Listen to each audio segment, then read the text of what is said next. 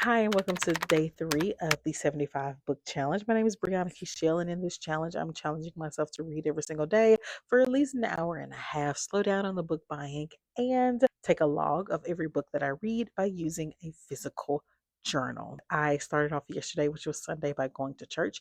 We then went to Red Lobster, where we ate the fantastic biscuits, and we both ordered something different. I ordered the jambalaya, and he ordered something else, but the point is, I didn't get any video because it was time to eat. Okay. After that, it was time for me to come to work. I came directly to work. So I ended up listening to the beginning of 4 different books. Now, the reason I do this, or the reason I did this, is because I didn't know which book I wanted to listen to. Now, to be completely transparent, I tried to get Blacktop Wasteland because I do really, really want to read that by S.A. Cosby.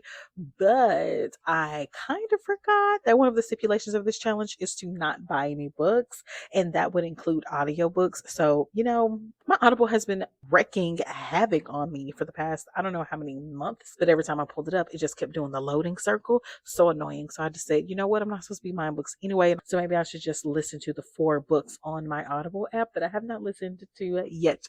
First, I listened to Children of Anguish and Anarchy, and I gave the first chapter a 7 out of 10. I'm not in the mood. So the next thing, I listened to the first 5 chapters of First Lie Wins. Now, it was the first 5 chapters because honestly, I got sucked in. It says, quick synopsis says, Evie Porter has everything a nice Southern girl could want: a doting boyfriend, a house with a white picket fence, a tight group of friends. The only catch: Evie Porter doesn't exist. And we can tell that in the first 5 chapters. 10 out of 10 for intrigue, obviously, because I couldn't stop listening to it. And then we moved on to All the Water in the World, where a natural disaster has occurred. The earth is flooded, and what's her name? Nani has settled on top of a museum with her family.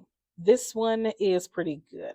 I really enjoyed it. I gave it like 9 out of 10. I love sci-fi books. I love. Next, we have Mickey 7. Now, Mickey 7 is also a sci-fi book. Sci-fi books, I love to listen to them because they are so dramatic. So basically, he is an expendable. He's a clone, and he was supposed to die, but he didn't. So the first chapter was very funny. This is going to be a funny book. That's what I did. I listened to all 4 of those books, and I decided I'm going to continue with First Lie Wins. And that's how I spent my hour and a half reading. I'll see you tomorrow for day 4.